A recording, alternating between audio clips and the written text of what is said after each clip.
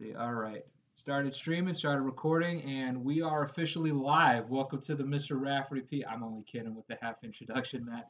I usually do this type of thing just for like a little joke, just to add on with or just to start our show because we don't really have a name or a title for this remote learning thing. But I do like to just start at least with a welcome for our listeners that are hopping on now, soon, or later, just with today's live stream. And we have special guest Matt Weagle.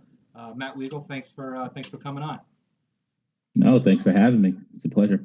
Yeah, so what I usually do, Matt, is I kind of let the let someone introduce themselves. I'll give you the opportunity to do that, but just out of respect, I wanted to give our listeners just a little bit of an introduction, just for you. Just like what I mentioned before when we talked about earlier, some of the students that might be listening to this show here in the Leicester School District have heard of you before just because I mentioned you just in one of the examples for me starting my PE classes.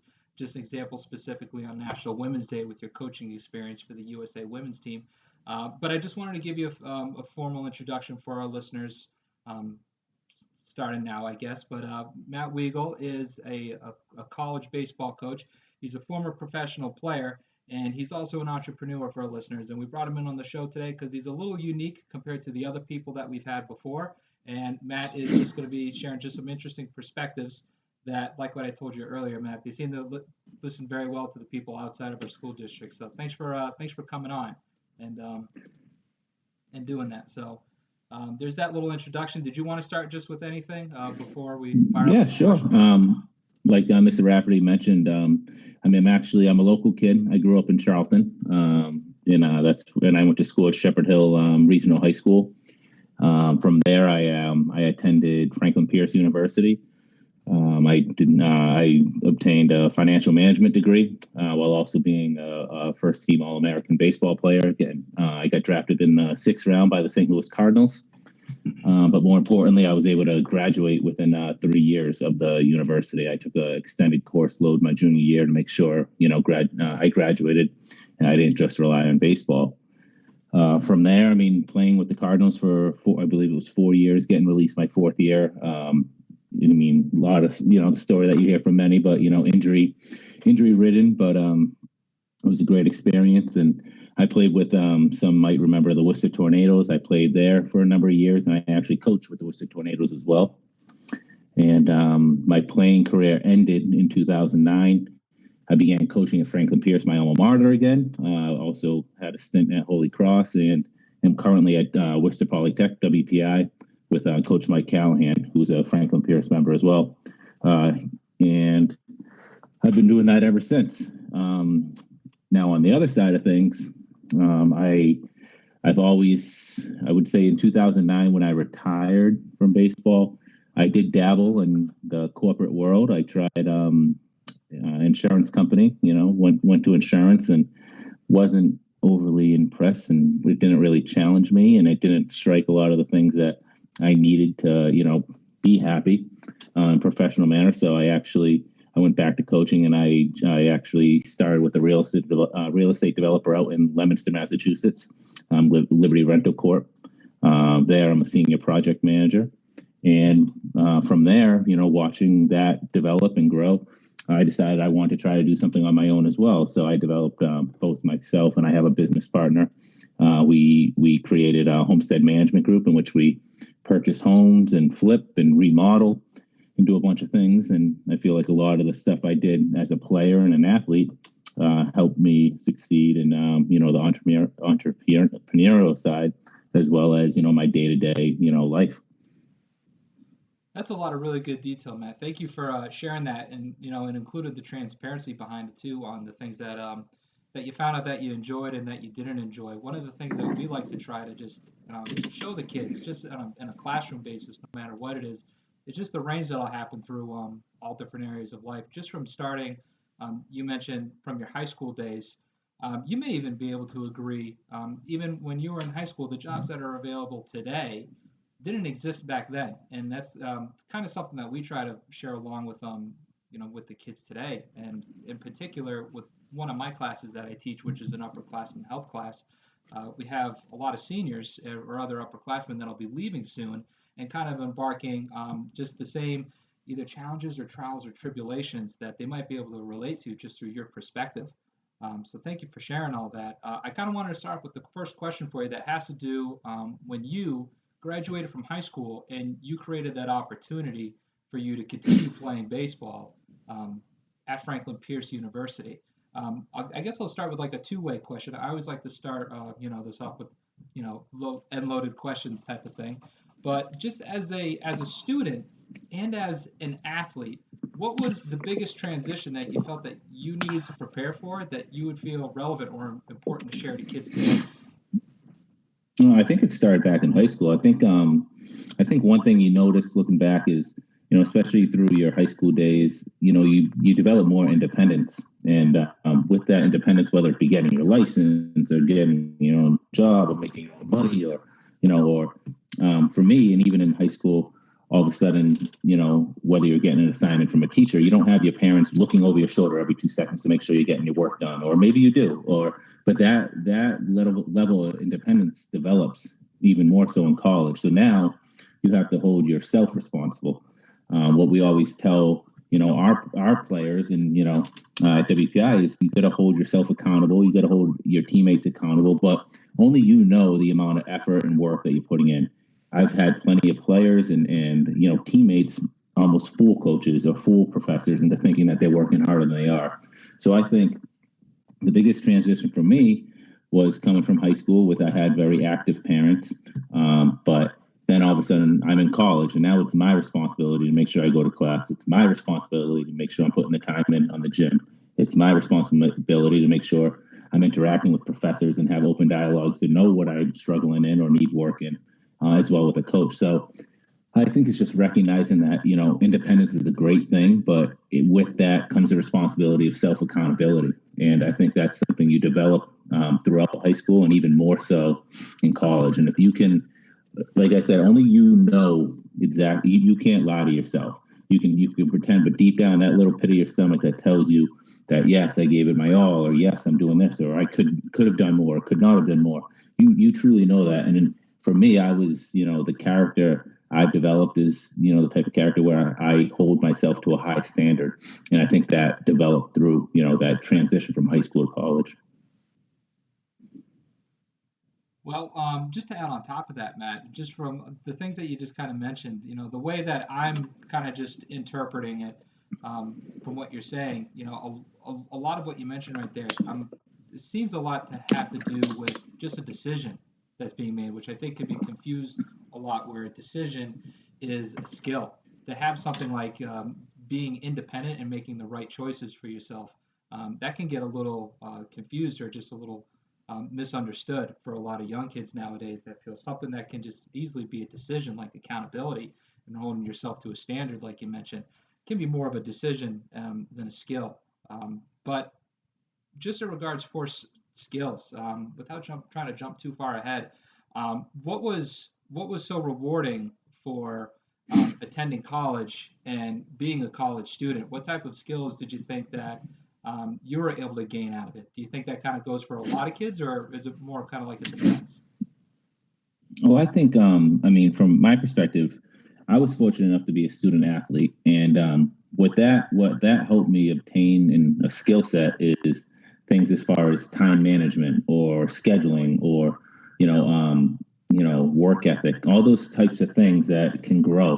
So, as a student athlete, you're going to be practicing for 30 hours a week, let's say. And that's just, technically it's probably 15 or 18 or whatever that NCAA allows. But on top of that, it's your own person. Are you in the gym? Are you doing so?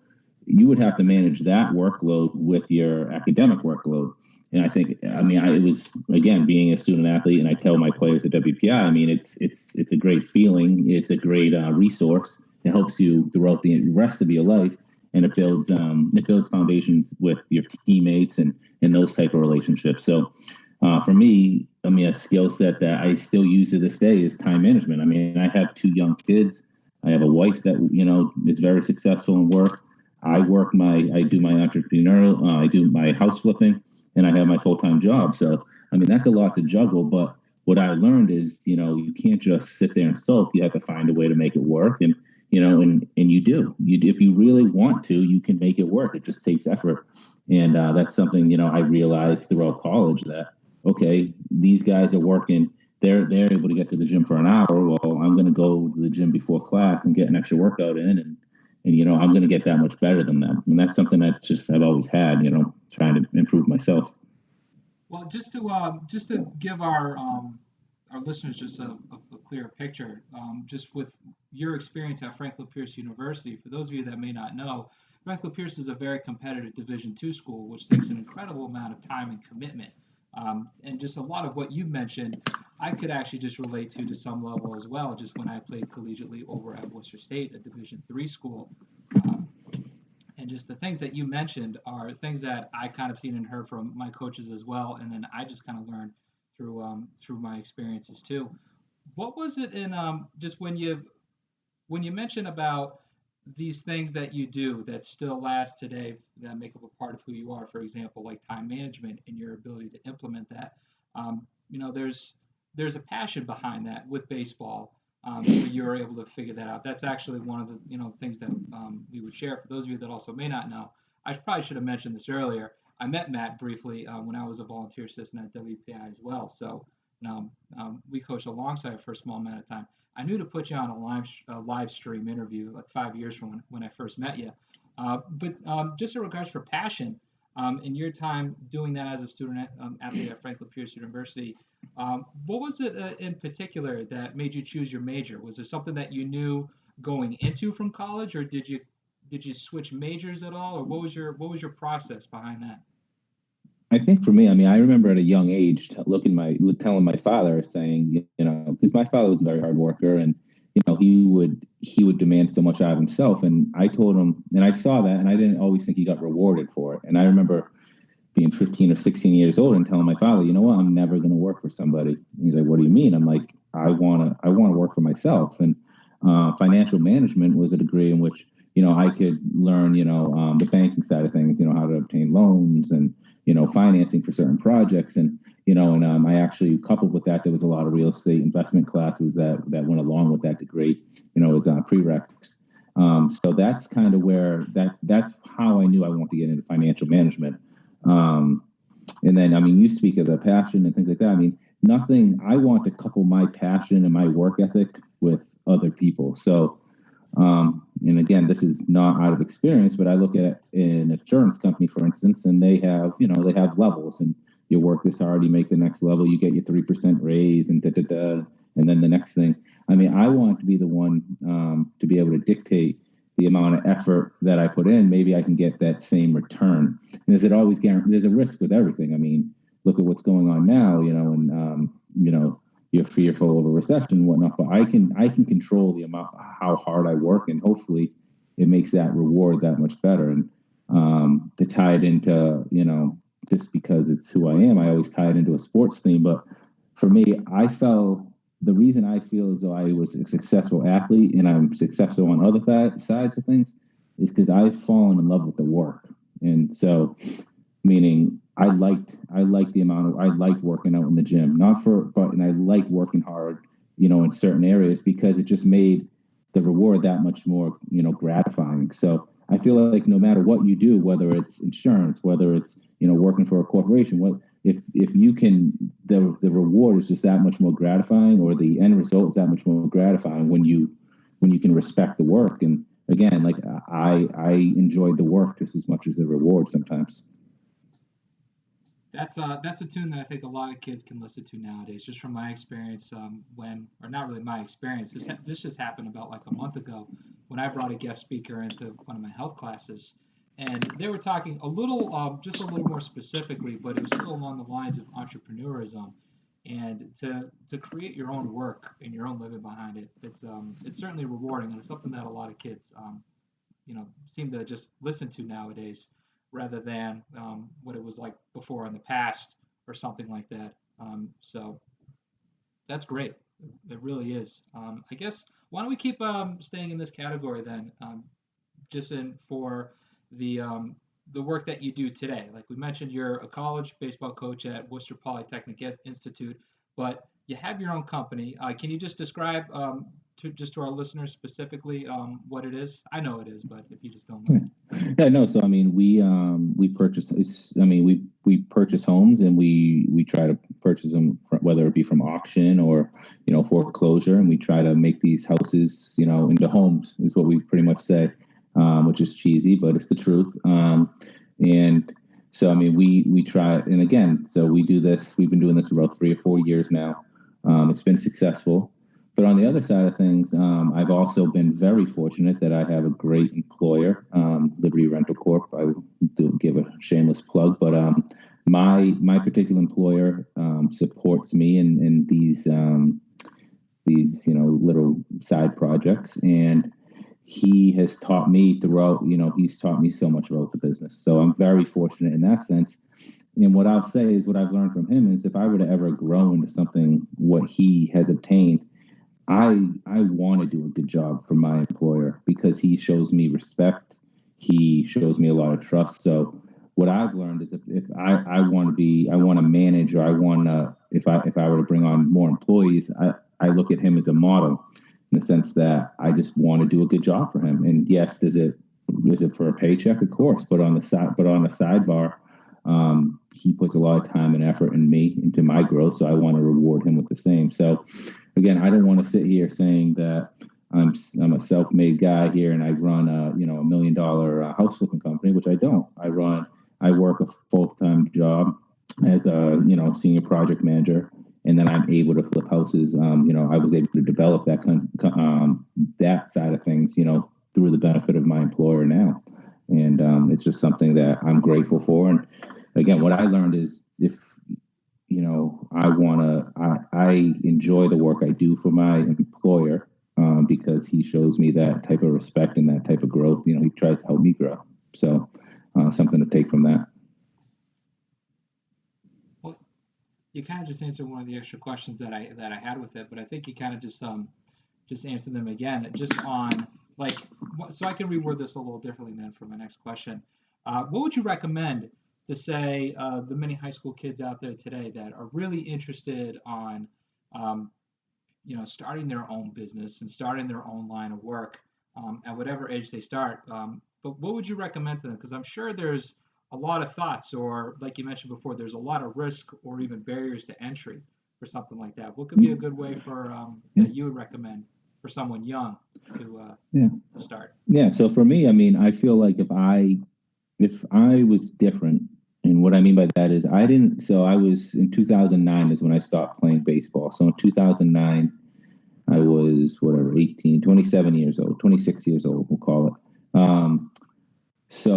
And I had a child on the way. I was getting married, and so I felt the responsibility to provide for my family, meaning especially my kids.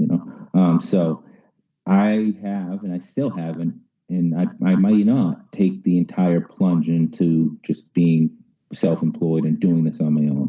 And that's because what you mentioned, the risk. If I was younger, if I did this, if I didn't go and play pro ball and I graduated college, I can all but guarantee that it's something I would have done right from the get-go. Things I've learned across the way is just, again, how lucky I was to have that skill of time management and to see big picture things and to problem solve, not to get overwhelmed. You have to figure out what problem's more important. You have to prioritize what's going on in certain projects. So that's something I've learned across the way that if you sit there and just get overwhelmed by everything, it's not going to work. You just got to see the first problem, solve the first problem, and then solve the next one. You can't try to do everything at once. I think becoming a student of what you're in. So there's no possible way I could have taken all the courses I needed in college to do exactly what I do now. But you realize where you're lacking, and you go into those fields. You go ahead and start studying on your own. Pick up, I remember going to Barnes and Noble and buying, house flipping books and things like that. And some things I would know, or I know this, and some things I wouldn't. So, and I'm still growing to this day. I mean, there's plenty of things in the development side that I still don't know, and I'm trying to learn. But again, I think the biggest thing you need to understand is that yes, there's going to be risk, and You just need to know, what risks are worth it and what aren't. And no matter what happens, you just can't just give up. Like if there's a hurdle, you can't just stop. You got to find a way to get through the hurdle, and don't be afraid to ask for advice, ask for help, those type of things. We just as a member of the faculty, just in high school in general, we really try to echo that a lot of the same things that you just mentioned, though it's just so much more valuable when it's real. Once it starts getting outside of the classroom, and you start to really apply whatever type of thing it is that you're told or however you taught it, whether you're told or it's something that you learn on your own. And it kind of seems to go both ways, just from what you mentioned, whether it be for the boss that you have, the people that you work for, or just something that you hold to your very own. So thank you for sharing that.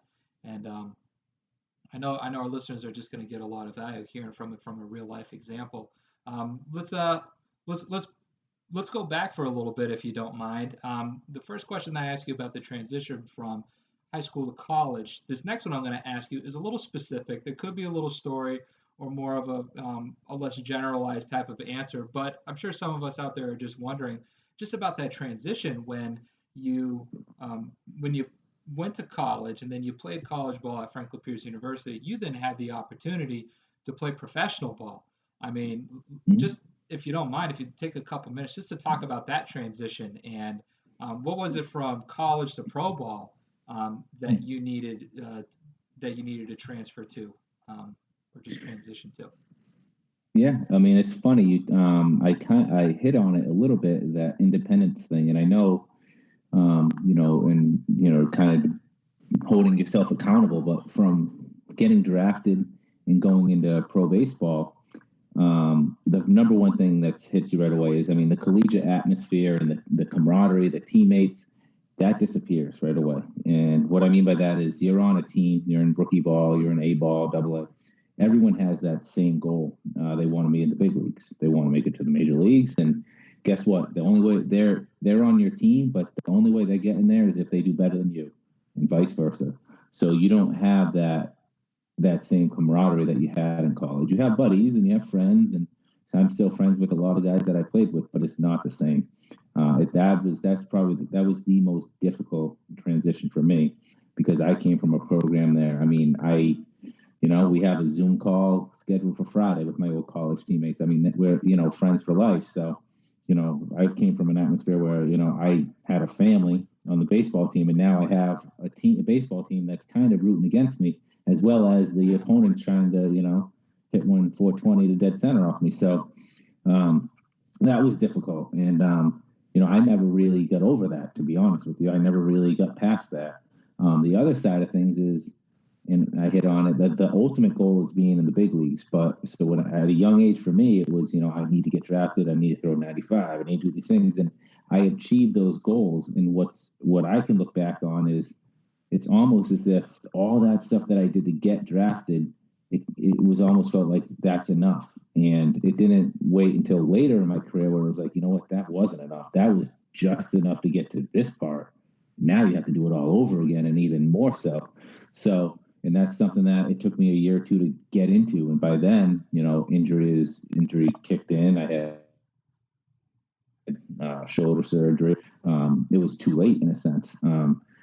So, I mean, that's, but I can look back and learn from that. I mean, I'm not happy about it, because, I mean, I've always prided myself as being the hardest worker in the room. And I can, if you want to talk about self accountability, I can tell you that I was not the hardest. I was a hard worker in pro ball. I was not the hardest worker, and I regret it to this day, but you learn from it. And, part of that was, I thought I reached my goal, and little did I know is I wasn't even close to reaching my goal, the ultimate goal, because it took a lot more. And I mean, again, I did a lot better than many. I was a 6th-round draft pick. It's not like I was a 30th rounder. I mean, they invested money in me. They expected big things. I expected big things. I got hurt right away. My first outing, I blew my shoulder out, and I had a little pity party. I felt bad for myself, and I stopped working for 6 months. And I felt bad about my rehab, and I don't know what took place, and it just never. I didn't get myself or my mojo back for another year, and by then, it was almost too late in a sense, and it was never too late, but it was almost I fell behind, and I never really got back to it for another 2 or 3 years until I got released and played with the Tornadoes. But that transition, I mean, there you go. So I mean, here you are. I'm talking about yourself, self accountability, and I didn't hold myself to that same standard, and that's why I speak so highly of it now, because I fooled myself, and I know, but only, and I said it to you, only you know how much work you put in, and I knew, knowing now, I could have done a little more. In college, I couldn't have done any more. I worked my tail off every day, in pro ball. I enjoyed being a pro baseball player. Everyone know, oh, there he is, pro, sign this, sign that. And little did I know, I was in the minor leagues. I wasn't in the big leagues, but it felt like it. First it felt like it, and then, but if I had that same mentality I had in college, then I mean, my skill would have brought me to where I needed to be. But it was too late. It was too late for me in the sense that I didn't put forth the effort that I should have to get myself healthy. And when I did decide to put in that effort, it was a little too late.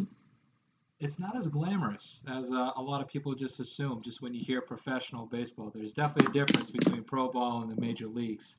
I mean, I'm sure you know exactly how peanut butter and jelly sandwiches taste like.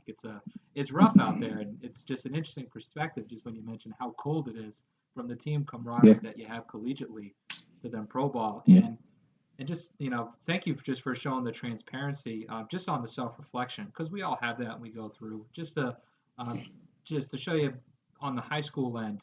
This was going to be my third year coaching the varsity team at Leicester High School, and Leicester has never won a state title. And on our last game of the season, which for most of the time it's been a playoff game, when the season ends after that game, I just tell the players that it's just because of um, you can consider this as a failure if you like, but it's going to be a reason why you're going to be successful later in life. And you, among many other people, are just a great example of that. And you show that just within your entrepreneurialism and even as a coach at WPI. So, like yeah. what I you mean, said I'll be before, honest. I mean, I don't really. Not many people know that side of things. I'm the only one who really knows how much effort I put in at that time. Some people think, oh, we got hurt and you didn't make it. That's true. It's a fact. It's 100% fact. If I didn't get hurt, odds are probably, a good chance. But I got hurt. I had a hurdle in front of me, and I did not do what I did for the first 22 years of my life, which was, I felt bad for myself for the first time in a long time. And not many people know that but again, I've always known it. And it's just an example of that accountability, and something that I've learned from, and I wouldn't let something like that slow me down again, and it did. So, absolutely. Well, speaking of, since we're on the baseball side, I had to ask the for the listeners just this about your time coaching the United States women's baseball team. It's like I said, like I mentioned before at the beginning. Some of our listeners may already know you because I've just told the story about how you, someone that's local, got to coach a national team. You're the pitching coach at WPI Division III um, collegiate program, but talk about just the unique coaching position that you had coaching baseball, a women's baseball team. You don't often hear that, if not ever. Usually, when you hear just with women on a baseball diamond, it's softball. But this was an actual big league sized ball field. Why don't you talk about that just for a little bit? yeah, I mean, these women I have the utmost respect for. I mean, they're baseball players. And I, just like everyone that hears it, had no idea that there was women's baseball. And, you hear it so much. And I've heard it so much, being involved with the women's team, that you become numb to it almost. Like, okay, there's women's baseball. It's baseball, not softball. And, Yeah. but I mean, these women, they could play, and they still can, and they still are playing. I was fortunate enough. Coach King at Franklin Pierce, he invited me to come. He put my name in the pool of pitching coaches and whatnot that should be down there helping these young ladies out. And he brought me down to an event in Florida. I met Ashley Bratcher, who ran the program down there with Coach Pollard, JP Pollard. He was the manager, and we did a 1 week thing, and it was unbelievable. And what I mean by that, I mean, part of the reason, the talent there, and it was refreshing in the sense that you deal with college athletes, and I mean, call it what you will, but dealing with men, college, young adult college athletes, All the guys, when you instruct them, it's always I know, but I know this, but I know, but, and you want to just sit there and be like, you don't know. I just told you, like you don't know. Where these women were very coachable, receptive, they wanted to learn, and I think part of that is because they never had that respect, on the baseball diamond, and all of a sudden they have these coaches, whether male, female, it didn't matter, that showed them the respect they deserved, and it was refreshing. And I got every ounce, of I just loved every bit of it. And so I was able to be the pitching coach for a number of events, World Cups. I was in Japan, I was in South Korea, and then I was actually we won the Pan Am Games in Canada. My last stint with them was in Florida for a World Cup in which I was the manager of the team. But it's just it was tremendous, and for me, I feel like it was like a divine intervention or something, because I have my two daughters that and I think what I've come across, like my peers, like, oh, you got to teach your son how to how to be a baseball player and how to do this and how to do that, and you have your kids, and the love is unconditional. It did not matter. I could care less if if it was a boy or a girl. Love is unconditional, and but it was neat. It was like a good experience to coach women athletes, the premier athletes, and to see that they it's to me it's the same as coaching men, and that's the respect that they deserve. That's the respect they earn, and for them it's even more so. So I mean, for if you have a premier college athlete baseball player, they're not dealing with oh, you play baseball and not softball. Like, no, these women, they go through that same question. Oh, you mean softball? Why do you play baseball? Why do you do this? And it's because they love baseball and they're good at it. And so I took a lot. I still take a lot of pride that I was involved in that program. Those women deserve our utmost respect, and they're going to do good things. Moving forward, they got great leadership, and it's a great program. So I saw that documentary that actually included you. I think it was the 2016 season, um, about that, and the players there. Yeah, It was there were ball players right down the road from us, and ones from the other side of the country. You got to meet all kinds yeah. of different girls that got to play, and they were really good. I mean, how good was Australia? I heard just through that documentary that the level of women's baseball in Australia is awesome. I Yeah, guess. so I mean, Japan is the team. I mean, they have to, we have to dethrone them. They kick butt. They're very fundamentally sound. They have, their pitchers throw any pitch, anytime for strikes. From there, you have, in my opinion, an Australian team that is very raw and that can thump. I mean, they can hit, and they surprised us with some bats, that particular day, and they ended up rattling a bunch off us. Canada is a very good program as well. I mean, everyone's catching up. If one thing I noticed in this last event down in Vero Beach was baseball across the world for women is getting better, and that's just a testament to what these women bringing attention to it. Women like Ashley Bratcher and stuff like that are pushing the sport. Players like Malika Underwood and Tamara Holmes that are pushing the sport, and good, and God bless them for it, because there's plenty of kids plenty of young girls at the age of 12 or the age of 11 when it gets into the little league that said, all right, well, here's the big softball, go play softball. And these girls were courageous enough to say, no, I want to play baseball. And I think they're able to be role models for the next generation of these players. And I mean, hopefully in a short amount of time, I don't want to say 5-10 years, I want it to be sooner than that, but hopefully it just becomes common, that you're able to see it and not be taken back by it. I know for me it's the norm. So for me it's funny to talk about it, because I hear and it just rolls off my back, like, yeah, the women baseball players, but in certain conversations, obviously, with people within, the like, wait, like the same bases, like Yeah. same fences, same this, and it's like, yeah, it's pretty much the same, and they can play. That's I mean, I hope it advances much further, much sooner as well. Just from uh, just being around athletics in general at the high school, that's why today, just from hearing stories like that and just being around it, whatever the type of sport is, any student that goes up to me and asks like, "Hey, I'm thinking of playing this or playing that," I'm always yes, absolutely, because just the Yeah. experience within itself is great, and it just so happens to be something as I guess starting now or back then, uncommon as women playing baseball. I'm glad that it is becoming a little more common too, because it was fun to watch too. There's some ball players out there that can probably hit the ball farther than me now at this point. So I was like Yeah, that. they might. A couple of them might throw harder than me at this point too. So. Yeah, that's great, awesome. Well, I mean, other than that, just that's all the questions that I have for today. Basically, is all that I'm just trying to say with this. But Matt, thank you very much just for sharing what, like I told you before, was like an interview, but it kind of also just turns into a conversation where it's either a story or perspectives or lessons or any recommendations. Just thank you so much for doing this. And if just to mention before, like this is live now, but if you want to go back to it, you can go ahead and check the YouTube channel where this is going to be recorded and whatnot.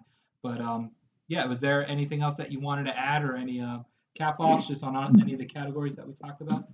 No, I mean, for me, I mean, again, what I've noticed is for me, I just remember setting goals at a young age, and it was always to be a Major League Baseball player. And it's just funny the things that you or the traits and skills you obtain trying to obtain that goal. And it's funny how it can evolve. So it came from I want to be a Major League Baseball player to I want to be the best dad I could possibly be for my daughters. I want to be the best husband I can be for my wife. I want to own my own business. I want to rise, throughout this real estate development company and prove to my boss that I'm the best employee he has. It's just funny how the goals can change, but the traits that you pick up along the way, how vital they are. So, I mean, if there's any message I can send, it's just that, and the self accountability thing is going to take you, it's going to take you far. I mean, if you hold yourself to a high standards, have a good core values, then you're gonna be a happy person, and you're gonna live you're gonna get fulfillment on the field and off the field. And for me, I've had my ups and downs, but I'm in a great place. I work for a great company. I will have a great employer, and then I also am very proud of what I've done. On top of that, starting my own company, and being able to still coach and be a good dad and a good husband. So I wish everyone the best, and again, just hold yourself accountable. It's the best thing I can tell you. Very good message right there, Matt. Thank you again. I really appreciate this. We'll go ahead and we'll let you go. I'm going to stop the streaming and recording. Do you have a second just to talk for a couple more minutes off the record? Yeah, sure. All right, cool. All right, well, great. Thank you, Matt. Appreciate it. We'll end the show off right there. And for our listeners, just to mention, if you had any questions for him, feel free to reach out to me, raffertyj@lpsma. There's a few comments that have come up along while you were talking. They were all mainly, "Hey, Mr. Raff, who's this?" type of stuff. So they should have those questions answered by now. But yeah, Matt, thank you again, and yeah, we'll talk to you soon. Thank you.